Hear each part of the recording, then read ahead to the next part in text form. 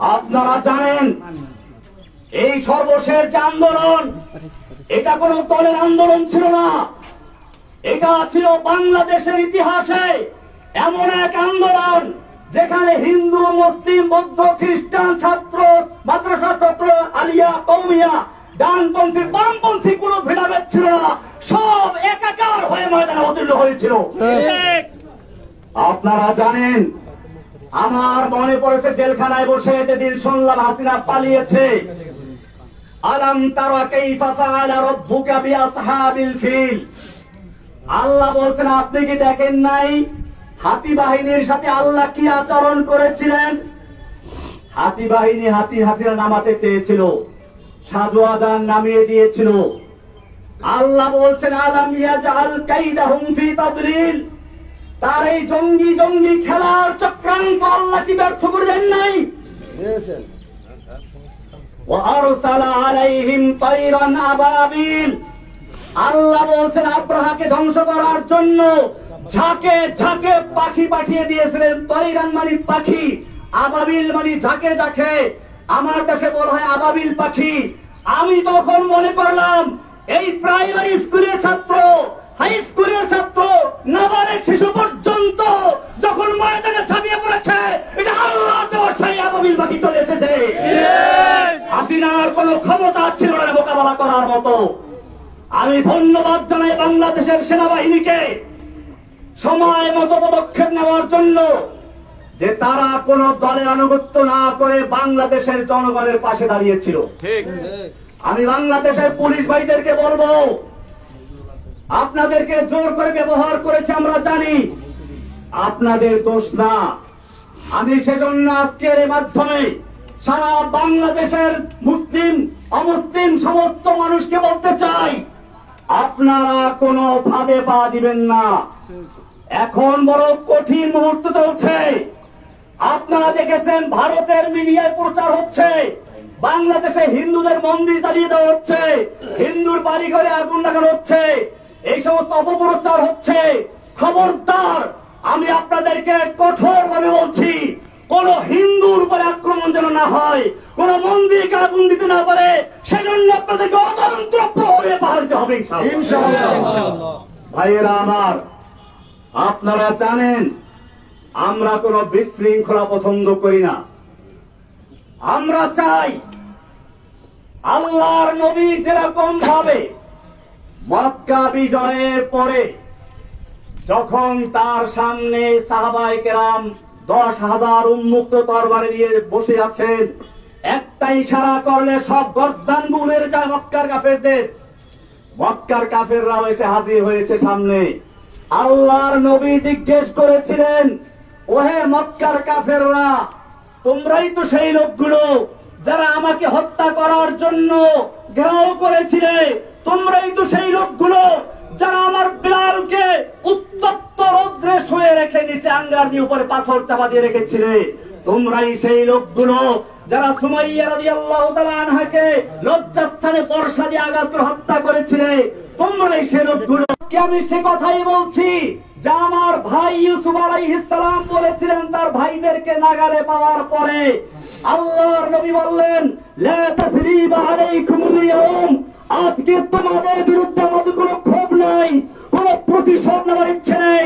যাও, ইযহাবু আনতুম তুরাকা, আমি তোমাদের সকলকে সমানভাবে আমভাবে ক্ষমা ঘোষণা করছি। বাংলাদেশে আন্দোলনরত ছাত্র জনতা, মাদ্রাসার ছাত্র, স্কুল কলেজের ছাত্র, সাধারণ জনতা, আমি সকলের কাছে অনুরোধ করব, আল্লাহর নবীর এই মক্কা বিজয়ের ঘোষণাকে কেন্দ্র করে আমরা যেন এই বিগত দিনে যা হয়েছে সব ক্ষমা করে দিয়ে একসাথে একটা সুন্দর সমৃদ্ধ সাম্যের বাংলাদেশ গড়তে পারি। আমি একটা কথা না বললেই নয়, আপনারা অনেকে মনে করেন প্রচার হচ্ছে হিন্দুরা উত্তম। আমার এই জেল জীবনের আমি সর্বশেষ কথা বলছি, সর্বশেষ আমি যেদিন কোর্টে যাই, একজন কারা পুলিশ টাকা তো আনি নাই, কোর্টে বসে উনি আরেকজনের কাছে টাকা চাইলেন, তাও নাই। শেষ পর্যন্ত নিজের পকেট থেকে টাকা খরচ করে আমাকে দুপুরে 1 প্যাকেট বিরিয়ানি আর একটা 2 লিটারের পানি দিয়ে দেয়। হিন্দু প্রবীর, এটা সর্বশেষ যে কোর্টটা আমি করেছি সেই করে দিন। আপনাদেরকে আরো বলি, আমি যে জেলখানায় রয়েছি সেখানে চক্রান্ত হয়েছিল বড় ধরনের দাঙ্গা করানোর জন্য। আমি সকালবেলা থেকে পুরা জেলখানায় হ্যান্ড মাইক হাতে নিয়ে বলেছি, খবরদার কেউ কোনো বিশৃঙ্খলা করবেন না, বিশৃঙ্খলা করবেন না, আপনারা শান্ত থাকুন। আপনারা জানেন আমাকে রাখা হয়েছে হাই সিকিউরিটি জেলে। আমি হ্যান্ড মাইক দিয়ে সকালবেলা ঘুরে ঘুরে প্রত্যেকটা বিল্ডিং এর সামনে গিয়ে বলেছি কেউ শৃঙ্খলা করবেন না, আমি আপনাদের জন্য মুক্ত হলে পরে আপনাদের জন্য মুক্তির ব্যবস্থা করবো ইনশাআল্লাহ। সবাই আমার কথা মেনে নিয়েছিল, কিন্তু কে বা কারা উস্কানি দিয়ে কিছু কয়েদিদেরকে লেলিয়ে দিয়েছে এখানে আক্রমণ করার জন্য, বিশেষ করে আমি যে বিল্ডিং গেছিলাম সেখানে আক্রমণ করার জন্য। কারণ কি? কারণ ছিল এই আন্দোলনটাকে একটা জঙ্গি রূপে আকৃতি দেওয়ার জন্য। আমি গোয়েন্দা বিভাগের ভাইদেরকে বলবো, ঢাকার high security, Kashimpur high security জেলে পরিবেশ শান্ত হওয়ার পরে এই কয়েদিদেরকে লেলিয়ে দিয়েছিল কারা হাজতের উপরে। যদি সেদিন আমি জীবনের ঝুঁকি নিয়ে বাধা না দিতাম তাহলে সেখানে কারবালার ময়দান হয়ে যেত। কারণ হাজতেরা নামলে বলে ওই কয়েদিদেরকে খুঁজেও পাওয়া যেত না। এই চক্রান্ত কারা করেছিল আপনাদের খুঁজে বের করতে হবে। এই চক্রান্ত শুধু জেলখানার ভিতরে না, আপনারা শুনুন, আমি যেই ব্লকে থাকি, অর্থাৎ ব্লক বলতে একসাথে 7টা রুম, যাতে করে তার কেউ ক্ষতি করতে না পারে। আমার বড় ভাই এখানে আছে, আমি ছোটবেলায় দেখেছি। আমার বড় ভাই আছে এখানে, এদিকে মাস্টার সাহেব দিকে আমি বলি বড় ভাই হিন্দুদের ঘনিষ্ঠ বন্ধু। আমি দেখেছি ছোটবেলাতে আমাদের পাশের গ্রাম হলো হিন্দু। এই হিন্দুরা ওনার সাথে কি সম্পর্ক আছে, বিপদ আপদে বললে দৌড়ে আসা এই বলিবার কাছে। এইভাবে আমরা পারিবারিক ভাবে, আমি ইন্ডিয়াতে পড়াশোনা করেছি, দেওবন্দের উল্লেখযোগ্য ছাত্র আমি দেওবন্দে পড়াশোনা করেছি। ইন্ডিয়াতে হিন্দুদের বিভিন্ন বাগানে গিয়ে ফল খেতাম। হিন্দু দাদারা আমাকে বলতো, খাওয়ালো খাওয়ালো ভাই, যেতে চাই খাওয়ালো, লেলা নেই, যত চাও খেয়ে নাও, নিতে পারবা না। এরকম আমি সেই সংস্কৃতির শিক্ষাপ্রাপ্ত লোক।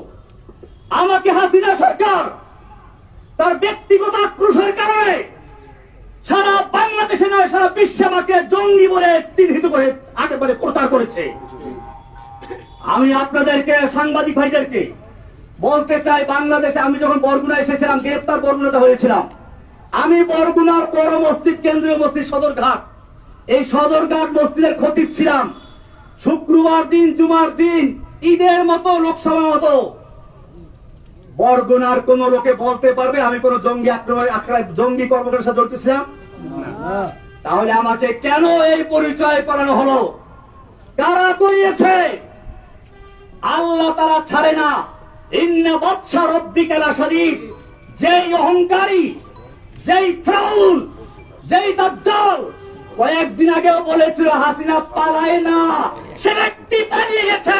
এটা আল্লাহর দেওয়া শিক্ষা। आए हसीना आए कौवा आए नानक आए जालिम जाबिर सुल्तान आए जितने जितने शैतान आए सबको हुई रुसवाई हासिल जाअल हक्कु व ज़ाक़ल बातिल इन्नल बातिला काना ज़हूक़ा। যুগে যুগে যত ফিরাউন দুনিয়ার আগমন করেছে, আল্লাহ একটু ঢিল দিয়ে দেখে কত দূর যেতে পারে। যখন তার যাওয়ার সীমানা অতিক্রম করে আল্লাহ এমন ভাবে ধরে, তখন তার পালিয়ে যাওয়ার জায়গা থাকে না। ইন্না বাদশা রাব্বিকা লাশাদীদ। নিশ্চয় আল্লাহ ধরা বড় কঠিন। ভাইরা আমার, আমি অনেক কথা বলে ফেলেছি, আমার সর্বশেষ কথা এটাই, এই যে বিজয়টা হয়েছে, এই যে বাংলাদেশের স্বাধীনতা অর্জন হয়েছে নতুন করে, এই স্বাধীনতা অর্জনে যে সকল ছাত্র ভাইয়েরা, বিশেষ করে আবু সাইদ, সেই রংপুরের আবু সাইদ, যে ব্যক্তি নিজের বুকটাকে টান করে দিয়ে গুলির সামনে নিজেকে পেশ করে দিয়েছিল, আমার মনে পড়লো সেই ইংরেজ তার ইতিহাস। দারুল দেওবন্দের শাইখুল হাদিস হোসাইন আল-বাদানী রাহমাতুল্লাহি আলাইহি একবার ইংরেজের বিরুদ্ধে আন্দোলনে এক ময়দানে ভাষণ দেওয়ার কথা ছিল। দিল্লি লাল কেল্লার সামনে ইংরেজ সরকার ঘোষণা করেছিল দেখা মাত্র গুলি করতে হবে। মাওলানা মাদানী রহমতুল্লাহি আলাইহি সেই ইংরেজদের সামনে গিয়ে হাজির হয়ে বলেছিলেন, मैंने सुना है कि ये सफेद कुत्तों ने ऐलान कर दिया है कि जो उनके खिलाफ नारा लगाएगा उनको गुली कर दिया जाएगा, करो गुली। যে আমি শুনেছি এই সাদা কুকুরের দল ঘোষণা করেছে যে ব্যক্তি এখানে বক্তব্য রাখবে তাকে গুলি করা হবে। আমি মাদানী হাজির হয়েছি, করো গুলি। এই বলে যখন তিনি ধিক্কার দিয়েছিলেন, সমস্ত পুলিশের হাতের রাইফেল গুলো ঝরঝর করে পড়ে গিয়েছিল। সেই ইতিহাস আর একবার পুনর্জীবিত করল আবু সাইদ, ফারহান ফাইয়াজ, এরকম আরো কত তাহমিদ, আরো কত ছেলেরা। আমি সেই ছেলেদেরকে আপনাদেরকে বলি, সেই আবরার নাম বললেন না, আবরার ফাহাদ। আমি বলতে এখন আর ভয় নাই, আগে ভয় পেতাম। আবরার ফাহাদের হত্যাকারী যারা, ওরা আমার পাশে একবার ছিল। এখন তাদের 5টা ছেলে পুরো কোরআনে হাফেজ হয়েছে। আপনি দেখলে বুঝবেন না যে তারা বইটের ছাত্র, তারা এখন মাদ্রাসার ছাত্র। আমি নিজেই কয়েকদিন বাকি দেখছি একজনকে দেখা করতে আসছে। আমার ভাইয়েরা, এদেশের সন্তানদের দোষ না, পুলিশের দোষ না, আওয়ামী লীগ যুবলীগ ওই ছেলেদের দোষ না। দোষ হচ্ছে কিছু লিডারদের, কিছু নেতা নেত্রীর, যারা এদেশের যুবকদেরকে, এদেশের পুলিশদেরকে, এদেশের সৈন্যদেরকে নিজেদের স্বার্থে ব্যবহার করতে বাধ্য করে। আমি আমার বাংলাদেশের তরুণ ভাইদেরকে বলবো, তোমরা জীবন দিতে শিখেছ, ইনশাআল্লাহ যে জাতি জীবন দিতে শিখে সেই জাতিকে কেউ দাবিয়ে রাখতে পারে না। সব গরিজা হো গিয়া আখির, सब गुरीजा हो गया आखिर, जलवाए खुर्शीद से ई चमन मामूर होगा नगमाए तौहीद से। রাতের আধার কেটে যাবে পূর্ণিমার চাঁদের আলোকের ঝলকানিতে, এই জমিন আবার আবাদ হবে তাওহীদের আওয়াজে ইনশাআল্লাহ। ভাইয়েরা আমার, আমি আপনাদের কাছে দোয়া চাই, আল্লাহ যেন আমাকে এবং আমার সঙ্গে আরো যে ভাইয়েরা আছে সকল ভাইদের মুক্তি আল্লাহ তাআলা ত্বরান্বিত করেন। জোরে বলেন আমিন। আমরা জানাজা এসেছি আমার বড় বোনের মৃত্যু। আমার এই বড় বোন মূলত মায়ের মতোই, মায়ের আদর স্নেহ দিয়ে তিনি আমাদেরকে লালন পালন করেছেন। আমার এই বড় ভাইরা দুজন আছেন, আপনারা জানেন এই দুই ভাই কৃষক, কিন্তু এই ভাই একজন আগুন ভাই, ফজিল ভাই কই, আর ইনি হলেন Abdul Jalil master, BSc BEd MA pass. আমার ছোট ভাইটা ছিল আবুল বাশার, সেমে পাস করা ছিল, কলেজের প্রফেসর ছিল। আমাদের এই সব ভাইগুলোকে ঈদের সময় আমরা একত্রে ছিলাম, আমাদের ভাই বোন, আমরা সবাই অত্যন্ত আপন। আমাদের মধ্যে কোন রকমের কোন একটু মনোমানিত নাই। ঈদের সময় আমরা সবাই হাজির ছিলাম, আমাদের মেয়ে জামাইগুলো, আমাদের ভাইগুলো, ভাতিজাগুলো। আজকে কয়েকটা ভাতিজা এখন চিনতেও পারি না আমি, কারণ ওরা ছোট ছোট অবস্থা জেলে ঢুকেছিল। এই লোকগুলোকে জঙ্গি বানিয়ে দিল। এরপরে শুনলে আরো কি হয়েছে, ওই যে পুলিশ বাবুল আক্তার, সে তার বউকে নিজে খুন করলো। সে বলল কি যে আমি জঙ্গি আন্দি করতাম, সেজন্য আমার উপরে জঙ্গি আক্রমণ করছে। এরপরে সারা বাংলাদেশে গ্রেফতার করলো। আবার সেই সময় আমার এই কৃষক দুই ভাইকে ক্ষেতের থেকে ধরে গ্রেফতার করলো। আমার এই ভাই জলিল মাস্টার বরগুনার একজন নাম করা হেডমাস্টার, আজকে কত 11 বছর পর্যন্ত মামলার কোন বিচার নাই। মামলার বিচার করবে কি? এই মামলা তো হাসিনার নির্দেশে হয়েছে, এই মামলার কোন এভিডেন্স নাই, সেজন্য মামলা জায়গায় রয়ে গেছে, আজ পর্যন্ত বিচার শুরুই হয় নাই। আমি আপনাদেরকে কথা বলে এই জন্য বললাম, আপনারা বরগুনার মানুষ, হয়তো আপনারাও মিডিয়ার কারণে, অপপ্রচারের কারণে বিশ্বাস করতে পারেন, মনে করতে পারেন কিনা যেন আছে। আসলে আমার এই ভাইগুলোকে আপনারা চিনেন। আমার ছোট ভাই ওই সময় বাড়ি ছিল না, সে বরিশাল কলেজে প্রফেসর ছিল। তাকে গুম করা হলো, 6 মাস পর্যন্ত নির্যাতন করা হলো।